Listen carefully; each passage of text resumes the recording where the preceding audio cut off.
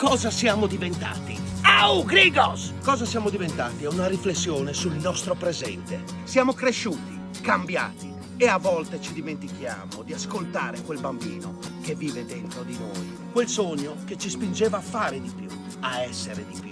La canzone mette in luce le contraddizioni di oggi. Da un lato ci siamo evoluti, ma dall'altra ci siamo persi nella frenesia del quotidiano e nella paura di non riuscire a mantenere viva quella libertà e quella curiosità di un tempo.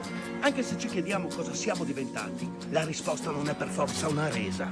La lotta per migliorarsi è ancora viva, come quella dei pionieri, dei ribelli e degli insorti che hanno messo le basi per il nostro cammino. Quelli che stanno cercando di costruire il futuro e che, come noi, si chiedono dove ci porterà la strada, a lottare e a non perdere mai di vista chi siamo veramente.